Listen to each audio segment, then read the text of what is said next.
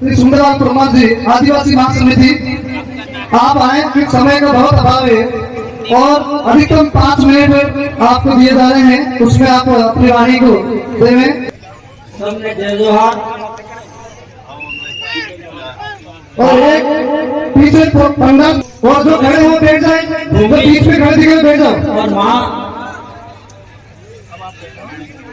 की मावजी महाराज की तपोभूमि और आदिवासी महाकुंभ मेले के स्थल पर ये आदिवासी ये महासम्मेलन आयोजित हो रहा है। इस सम्मेलन में मैं 2 शब्द बोलूं, उसके पहले हमारे यहाँ पर मंच पर जो महापुरुषों की जो तस्वीरें रखी गई हैं उनको मैं नमन करता हूं। और इसके अलावा ये जामुखंड की धरती में जितने भी महान संत और महापुरुष पैदा हुए हैं उनको भी तहे दिल से नमन करता हूं। मेरे भाइयों और बहनों, हम आदिवासी समाज के लोग सदियों से हम इस देश में निवास करते आ रहे हैं। इसी भूमि पर 5 साल पहले एक विश्व शंकराचार्य ने यहाँ पर एक आयोजन किया था। उसके अंदर उस शंकराचार्य ने यह कहा था, मैं इस दुनिया के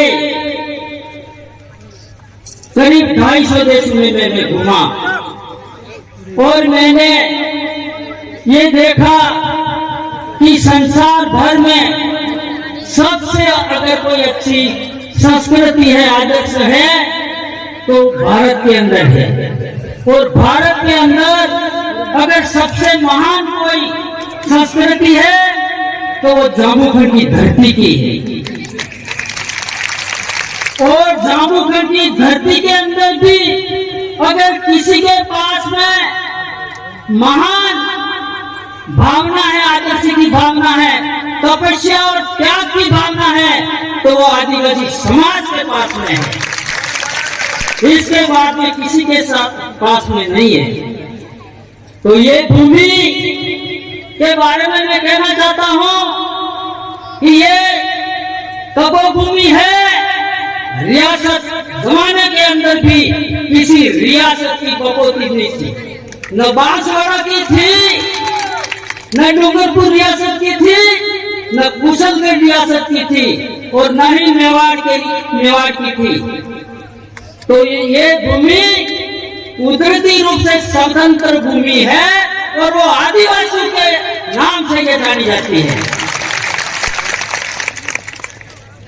ये तपोभूमि उस ये सामंतशाही राज में विवाद पैदा किया कि डूंगरपुर बांसवाड़ा का राजा कहता कि बेड़ेश्वर की जो धरती है, टापू है, वो बांसवाड़े जिले का है।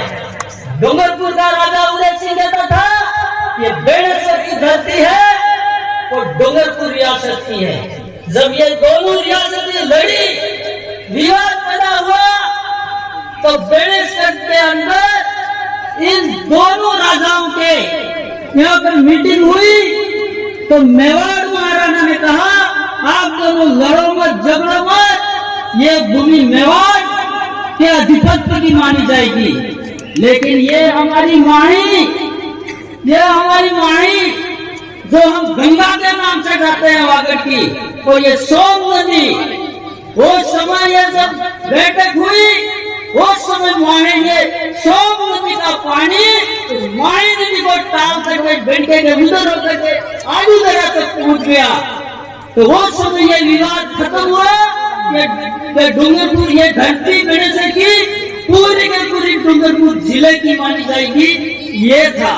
लेकिन फिर भी डूंगरपुर के रियासत में, उनके रिकॉर्ड में ये भूमि दर्ज नहीं थी, ये स्वतंत्र भूमि थी। लेकिन बाद में जाकर आजादी के बाद में भी ये भूमि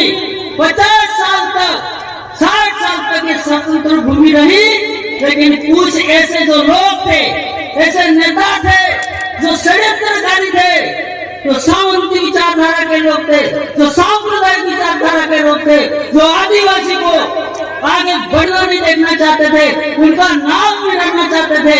ऐसे लोगों ने षड्यंत्र करके इस भूमि को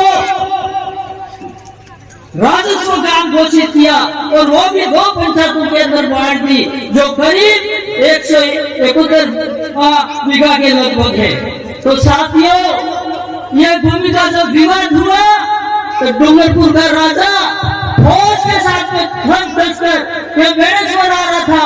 तो उस समय फाल मैडम के भिवरी आदिवासी में चित्रेडी के घाटी के अंदर कुछ फौज को लूट लिया और उनके सोने चांदी के बर्तन थे वो भी लेके और उनका भोजन भी जीत लिया और खाली हाथ डूंगरपुर के राजा को डूंगरपुर पूछना पड़ा। और उसके बाद में डूंगरपुर के राजा ने फाल मंडो को 7 बार जला दिया और जलाने के बाद में वहां पर जूझ रहा था एक बर्तन के पेट पर।